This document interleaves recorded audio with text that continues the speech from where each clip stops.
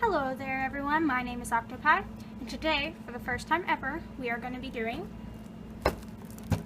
a figure review. Now, I know the quality of the video is pretty terrible, but that's not what's important. What's important is the quality of the figure, which we will be checking today in this video. So, I did get this on Amazon. I got it in a lot, which is basically a group of items being sold together. And the reason why I did get the lot was because it had a Sonico figure I wanted. And I didn't know anything about where she was from. I did look it up though. It's from Fate Extra CCC. And she's apparently, gosh, I forget her name. But she's a caster. I believe she's for a game. I didn't do that much research on it. But, yeah, we're basically just going to open it up and see what we've got here. I got really lucky that she had pink hair because only 2 figures out of my entire figure collection don't have pink hair. So that's a good thing for me. I do prefer pink hair on my figures. So let's go ahead and open her up.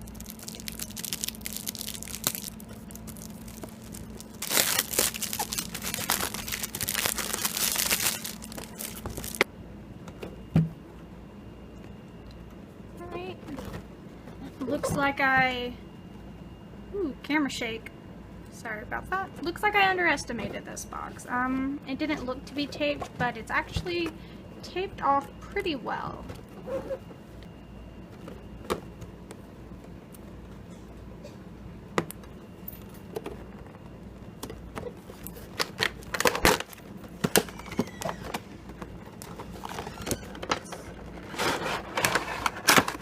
There we go. Alright. Wow, just from seeing it right off the bat, it is definitely much better quality than what I was expecting. I do believe that this is a prize figure, just for the simple fact that on the back, it does say Super Prize, or Sega Prize, my mistake. So I do believe that this is a prize figure, but what I've noticed is that most of the prize figures that you'll find are much better quality than what you'll find in an actual figure, which is kind of sad, but they're cheaper anyway, so I'm not really complaining. Let's go ahead.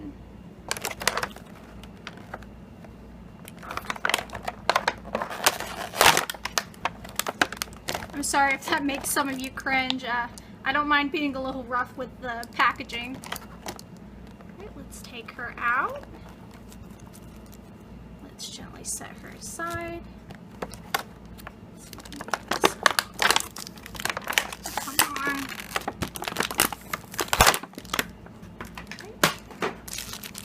Alright. So this is the base plate, and it does have the logo on top of it, which I don't mind. It is well, it's relatively thick for a prize figure base, but it's not super thick. It's not very tall, but it's nice and thick, so I don't feel like I could accidentally, you know, snap this.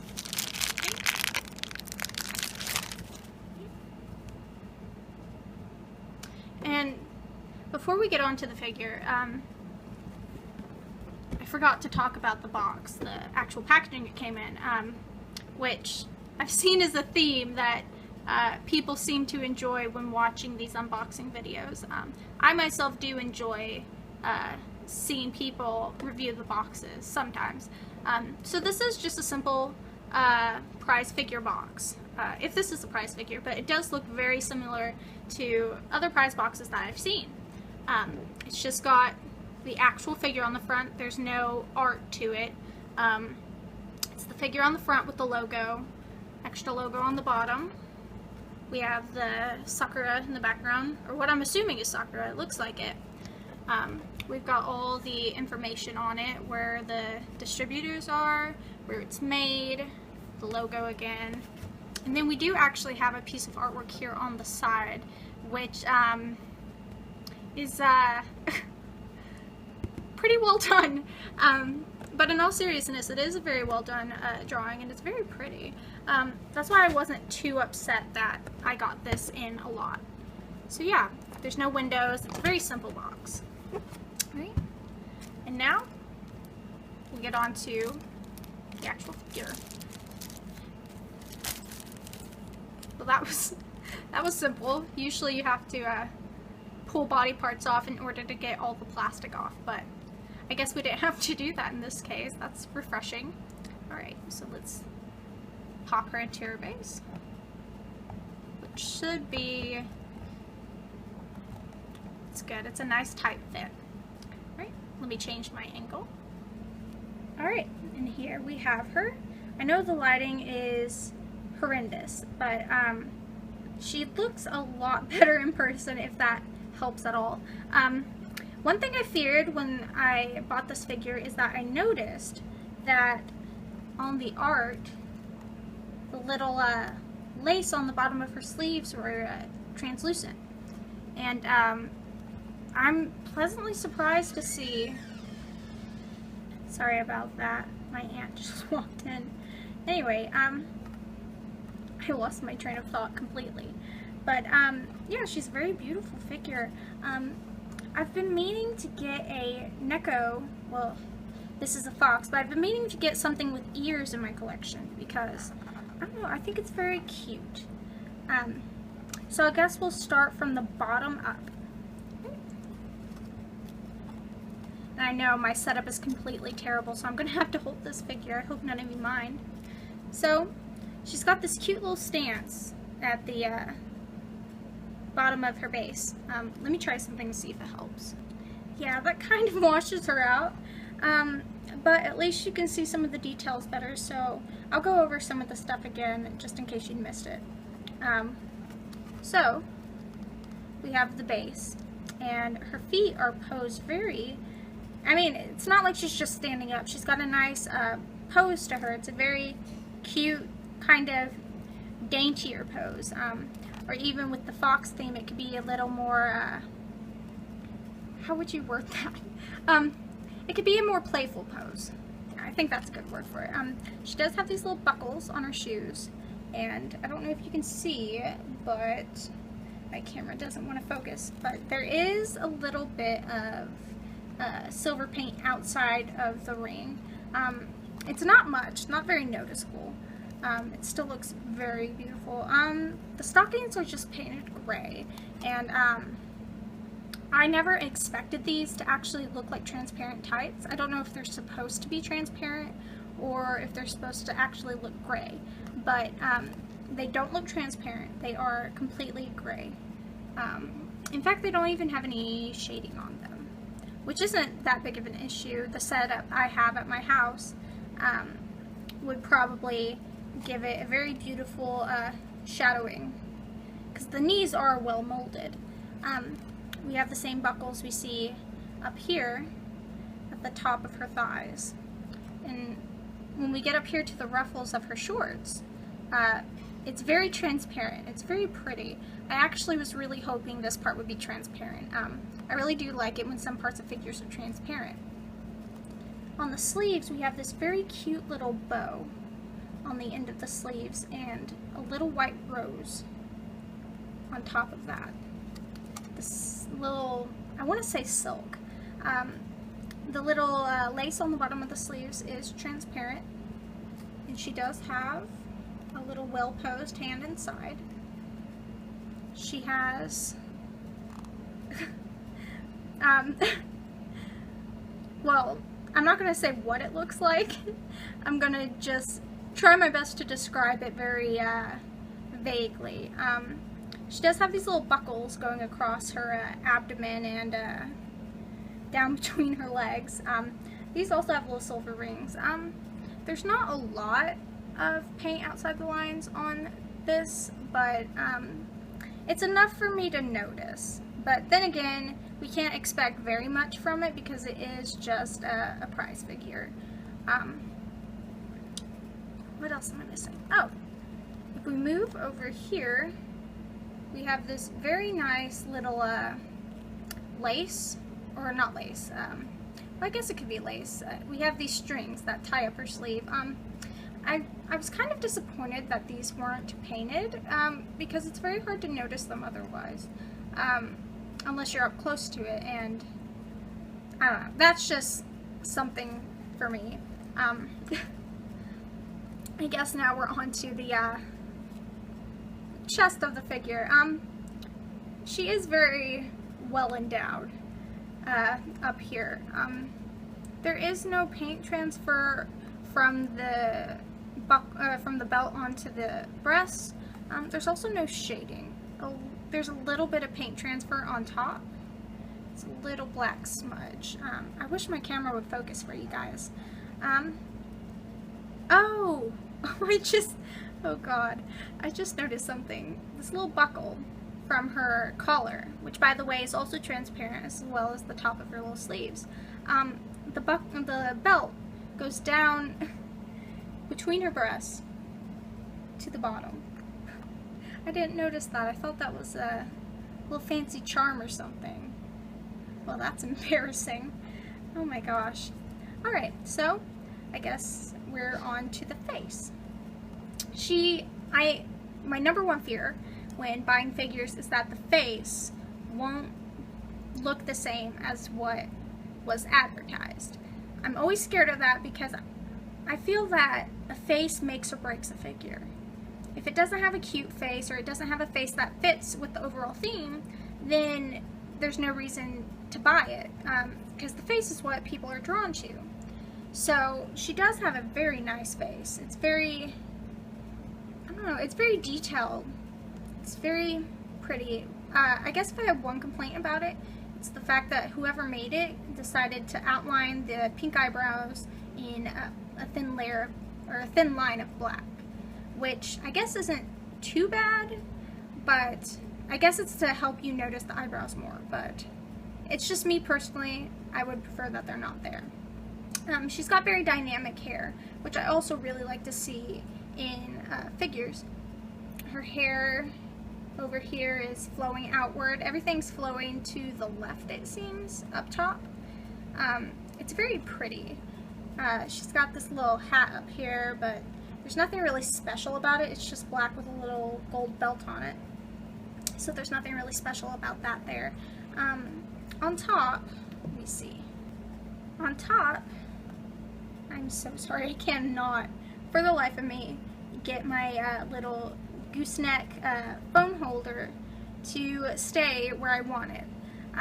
But these are the ears. They aren't shaded. In fact, all the skull is pretty much just solid color, which isn't a bad thing. It does look very nice. It's got these little white tufts coming out of it, which I feared were going to look too cotton ball-y. Basically, I thought it would be much more rounded out, not as spiky, but there are spikes, which I am very pleased with.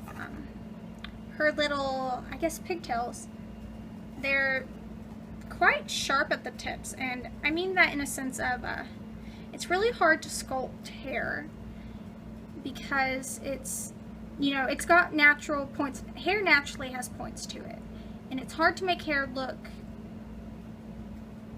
sharp when dealing with figures because there's only so thin of a point you can make with the material. But these look very nice. They've got a very sharp point to them, and there's a lot of detail in the hair. I mean, it's not just a smooth hair. It's got a lot of little lines to it to show you which way the hair is flowing, which I appreciate because that can be so hard to find in figures. So on the back here, we have the transparent little shoulder cuff go back to the back, and we have a gold bow in the back. My one issue with that is, I don't know, it just seems kind of plastic. I know this is all plastic, and everything looks plastic, but I don't know, the bow just doesn't seem to fit. Like before, it's got very beautiful detail work on the lines in the hair, and then gosh, this beautiful bow, this double bow, I guess you could say. there's a bow in the back that's kind of a lighter blue from what I can see. I don't know if it shows up on camera, but to me, the back bow is a lot lighter. And then we have the front bow, which is a little darker. Anyway, we've got both of the ribbons. And I personally like the fact that they're facing different directions, that these are pointing outward and these are pointing inward. I think it, I don't know, it creates kind of a, I don't know, it's just very nice. You can see some of it in the front due to one of them facing backwards, and you can see it in the back as well. I don't know, it's very beautiful. I like that it's basically, from what I'm getting from this is primary colors. You've got the red as the pink, you've got the blue, and then you've got the yellow color, which I think is very nice, very flattering. Now we move on to the tail, one of the most important parts of this figure, I believe, because, I don't know, it just gave me so much. The tail did. I don't know how better to explain that. There is detailing on the tail as well. Following which way the hair moves, there are some freestanding spikes, which is a very nice full tail. And it's got this beautiful gradient from white to back into the gold color, which I very much appreciate. I think it's fitting with the ears having the white tufts on them. And then we have the back of the pants, which are actually, it's hard to see, but they're detailed so that way it actually looks like real crumped up fabric, which makes the shorts seem a little puffy, which I like. I think that's very cute. And then we're back to the shoes, which are a simple heel.